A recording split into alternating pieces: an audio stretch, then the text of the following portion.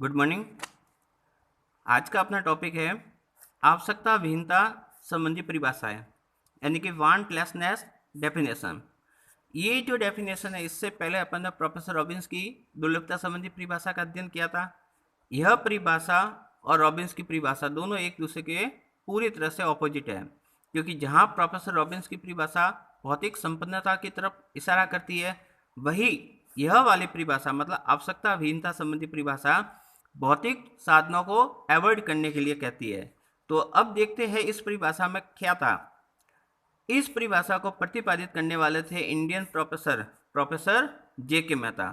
चूंकि professor J के मेहता भारतीय परिदृश्य से बहुत ज़्यादा प्रभावित थे, इसलिए इन्होंने अर्थशास्त्र की जो ये परिभाषा दी है वह भारतीय दर्शन पर आधारित है। और भारतीय दर्शन क्या कहता है? सादा जीवन उच्च विचार। तो यह परिभाषा भी इसी कंसेप्ट पर आधारित है। अब इसके अनुसार प्रोफेसर जे के मेहता ने इकोनॉमिक्स को परिभाषित करते हुए क्या लिखा है कि अर्थशास्त्र एक विज्ञान है जो आवश्यकता विहीन अवस्था प्राप्त करने में मानव व्यवहार का एक साधन के रूप में अध्ययन करता है। अब प्रोफेसर मेहता ने जो डेफिनेशन दी है उसको साधारण शब्दों में अपन समझते हैं कि प्रोफेसर मेहता कहना क्या चाहते हैं। तो देखिए, प्रोफेसर मेहता का कहना ये था कि ये जो मनुष्य है, इस मनुष्य की आवश्यकताएं बहुत ज़्यादा है और इन आवश्यकताओं की पूर्ति करने के लिए इसके पास में साधन कैसे है? कम।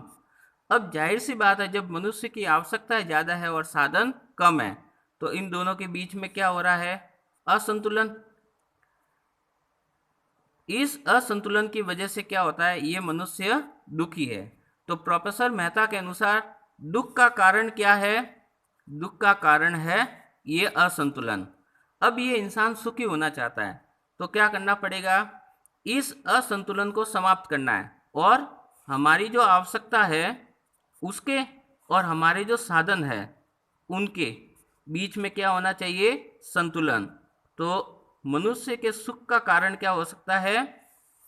संतुलन।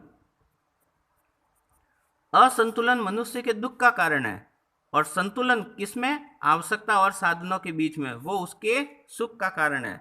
तो अब मनुष्य सुखी कैसे हो सकता है? तो इसके लिए प्रोफेसर जे के मेहता ने कुछ एक स्टेप बताई है। मेहता साहब के अनुसार आप सबसे पहले, चूंकि ये हमारी आवश्यकता बहुत ज़्यादा बढ़ी हुई है और इनकी पूर्ति के लिए हमारे पास में साधन कम है, तभी तो इंसान दुखी है। तो हम क्या कर सकते हैं?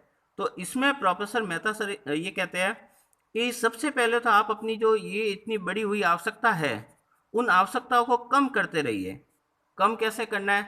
सबसे पहले आप अपने लग्जरी है नीड्स है उनको कम करो, फिर कंफर्टेबल को कम करो और फिर लास्ट में आप देखोगे तो आपकी केवल अनिवार्य आवश्यकताएं रह जाएगी।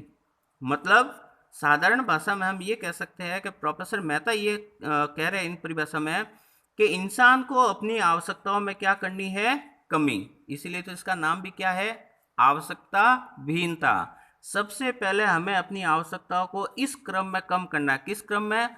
सबसे पहले लग्जरी गुड्स, विलासित आवश्यकताओं को कम कीजिए, फिर आपकी जो आरामदायक है उनको कम कीजिए। फाइनली इंसान के पास में केवल इतनी आवश्यकता रहेगी जितना उसके पास में क्या है? साधन। तो ऐसी स्थिति में अब ये स्थिति है कि इंसान के पास में ज़रूरत भी 100 रुपये की है और उसके पास में पैसा भी 100 रुपये है। तो ऐसी स्थिति में वो अपनी सभी ज़रूरतों को पूरा कर सकता है। और चूंकि जब ज़रूरतें और साधन समान होंगे तो इंसान क्या होगा? संतुलन में। और संतुलन की स्थिति में वो अपने आप को सुखी महसूस करेगा। ये है प्रोफेसर जे के मेहता की आवश्यकता विहीनता संबंधी परिभाषा। अब अपन ये देखते हैं कि इनकी आलोचनाएं क्या रही। जाहिर सी बात है, ये जो परिभाषा है वो भारतीय परिदृश्य के अनुसार से है, लेकिन वर्तमान का जो इकोनॉमिक्स है वो पूरी तरह से भौतिकवाद पर आधारित है। इसलिए प्रोफेसर मेहता की ये जो परिभाषा है वो आज के परिदृश्य में इतनी सटीक नहीं बैठती। फिर भी हम इनकी आलोचना को देखते हैं। अर्थशास्त्र को अनावश्यक रूप से धर्म, दर्शन और नीति शास्त्र से संबंधित किया है। आलोचक ये मानते हैं कि प्रोफेसर जे के मेहता ने अर्थशास्त्र को बेवजह धर्म और दर्शन के साथ में जोड़ दिया, जबकि उसकी कोई ज़रूरत नहीं थी। फिर अव्यावहारिक परिभाषा। तो यह बात बिल्कुल सही है कि आज के ज़माने में प्रोफेसर मेहता की परिभाषा को फॉलो करना प्रैक्टिकली पॉसिबल नहीं है, क्योंकि आज जहां इंसान एक गाड़ी है तो उससे दूसरी गाड़ी की तरफ भाग रहा है। ऐसे में हम ये सोचे कि आपके पास में 2 गाड़ियां हैं, उसको भी बेचकर आप साइकिल या बाइक पे आइए, तो वो व्यवहारिक रूप से संभव नहीं है। फिर वास्तविक विज्ञान की उपेक्षा, चूंकि प्रोफेसर मेहता ने हमेशा इस पूरी डेफिनेशन में वेलफेयर यानी कि कल्याण पर ही जोर दिया है, तो ऐसी स्थिति में इन्होंने अर्थशास्त्र को आदर्श विज्ञान मान लिया, जबकि आलोचक ये मानते हैं कि अर्थशास्त्र वास्तविक विज्ञान भी है जिसकी उपेक्षा प्रोफेसर मेहता ने की है। तो ये प्रोफेसर मेहता की जो डेफिनेशन थी, जिसके अनुसार हम सादा जीवन जीकर अपनी संतुष्टि कर सकते हैं और उसमें हम सबसे ज़्यादा खुश रह सकते हैं। Thank you.